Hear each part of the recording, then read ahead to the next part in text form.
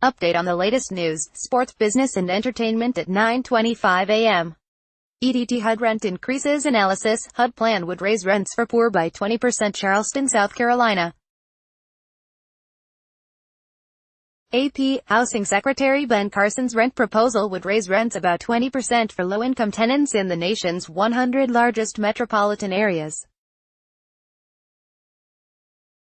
That's according to an analysis by the Center on Budget and Policy Priorities and provided to the Associated Press. Carson says the proposal would put recipients of housing assistance on a path toward stability, but advocates say it would lead to more homelessness. Roughly 4 million low-income households receiving HUD assistance would be affected. Many low-income tenants have jobs, but the roughly 20% increase for rent under Carson's plan is about 6 times greater than the growth in average hourly earnings. The poorest workers would be at an increased risk of homelessness because wages simply haven't kept pace with housing expenses. The proposal needs congressional approval. Congress Immigration House GOP in 11th hour attempt for immigration accord. Washington, AP, House leaders want to push fractured Republicans toward consensus on immigration, racing the clock as they seek to defuse a GOP civil war threatening to wound their hopes for keeping control in November's elections. Republicans plan a closed-door meeting on the topic for Thursday morning, but there are no indications that a deal ending the party's internal struggle over immigration is at hand and no definitive detail of where middle ground might be.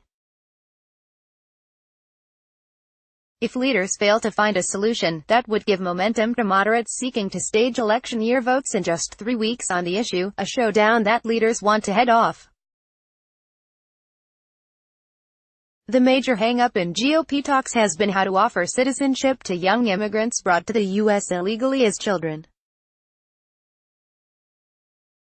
BC Trump-Kim Summit. SKOREA waits in South Korea, hope and doubt ahead of Trump-Kim Summit. Seoul, South Korea. AP, the on-again, off-again meeting between President Donald Trump and North Korean leader Kim Jong-un has been an emotional roller coaster for South Koreans, who now await Tuesday's historic summit with both hope and doubt.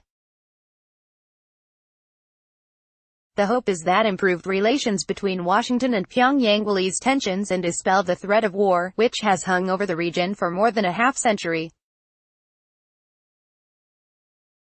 But having seen North Korea go back on its word in the past, such as when it broke a previous nuclear pact in 2002, South Koreans remain cautious about the sudden breeze of peace blowing across their divided peninsula. Trump G7. Trump likely to face a chilly reception at G7 conference. Washington, AP, when President Donald Trump attends 2 days of meetings with a group of 7 industrialized nations, the White House expects a chilly reception from traditional allies gathering in Quebec. Several countries are already frustrated over Trump's withdrawal from the Paris Climate Accord and the Iran nuclear agreement. And theirs are Trump's new tariffs on steel and aluminum imports, which raise concerns about a trade war. In a preview of the tone of the G7 meetings Friday and Saturday, German Chancellor Angela Merkel told the German parliament that it appears there is a serious problem with multilateral agreements, and predicted contentious discussions. Trump's top economic advisor, Larry Kudlow, offered a similar forecast, saying, "There may be disagreements," and comparing them to a family quarrel. Sweden truck attack. Sweden truck attacker convicted, given life sentence. Copenhagen, Denmark. AP, an Uzbek man who drove stolen truck into crowd in Stockholm, killing 5 people and wounding 14 others, has been convicted of terror-related murder and given a life sentence. Rakhmat Akilov had said he wanted to punish Sweden for joining a coalition against the Islamic State group. In January, he was charged with terror-related murder and attempted murder for the attack with a stolen beer truck on April 7, 2017. The victims were a British man, a Belgian woman and 3 Swedes, including an 11-year-old girl. BC China. United States. More Americans screened over mystery health issues in China. Guangzhou, China. AP, a U.S. Medical team is screening more Americans who work in a southern Chinese city as the State Department confirmed evacuating a number of government workers who experienced unexplained health issues like those that have hurt U.S. personnel in Cuba. The evacuations followed medical testing that revealed the workers might have been affected by unexplained health incidents that have already hurt U.S. personnel in Cuba. State Department spokeswoman Heather Nauert said Wednesday, a number of individuals have been brought to the U.S. They are in addition to a U.S. worker in Guangzhou who was evacuated earlier, as the U.S. had already disclosed. She said tests are being offered to any personnel who have noted concerning symptoms or wanted baseline screening. China says it has no information about the incident's cause.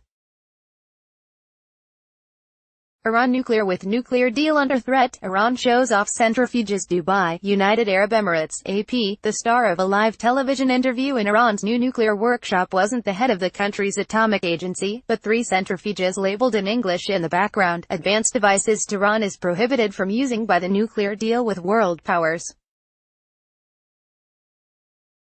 The placement of the centrifuges, identified as IR-2M, IR-4 and IR-6, may have served as a warning to Europe as it tries to salvage the atomic accord after President Donald Trump's decision to withdraw from it and restore U.S.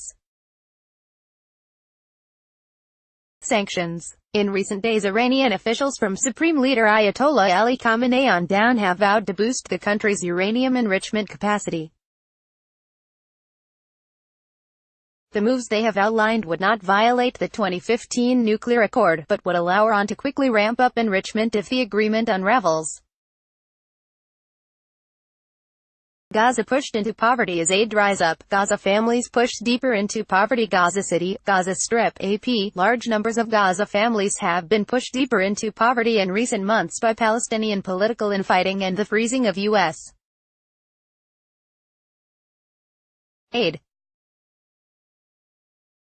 Life is tougher than ever for most of the 2 million Palestinians locked into tiny, blockaded territory, where electricity is off most hours of the day, unemployment approaches 50%, and the Islamic militant group Hamas rules with a tight grip. Samia Hassan used to have enough money to feed her 24 children and grandchildren. Now she spends much of her time worrying about food, scouring Gaza's vegetable markets for end-of-day discounts or walking miles for a pot of free gruel from a soup kitchen. Growing despair in Gaza has helped drive recent Hamas-led protests against the border blockade by Israel and Egypt. Houston airport evacuation. The latest Boy Scout with toy grenade prompts airport scare. Houston, AP. Authorities say it was a Boy Scout with a toy grenade in his bag that caused an explosive scare and security checkpoint shutdown at a Houston airport. Houston Airport System spokesman Bill Begley says the 17-year-old had novelty grenade in his bag early Thursday at Hobby Airport. Houston police say the teen is not facing any state charges but could be subject to a federal fine. Begley says the area was evacuated for about an hour before passengers were allowed to continue through the security checkpoint. More than a dozen flights were delayed. The shutdown occurred a day after a bomb squad responded to Houston's other airport, Bush Intercontinental, because of a passenger who made comments about explosives in a bag. That passenger was later detained by police, but the international terminal was shut down for about an hour.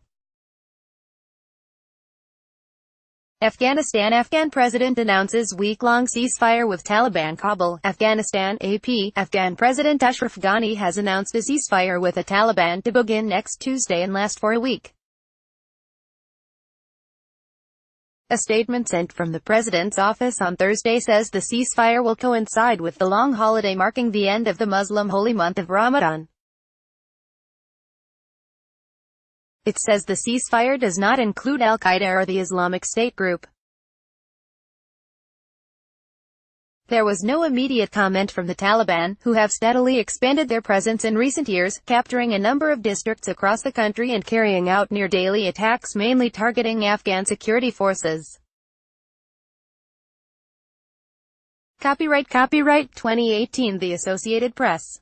All rights reserved. This material may not be published, broadcast, written or redistributed.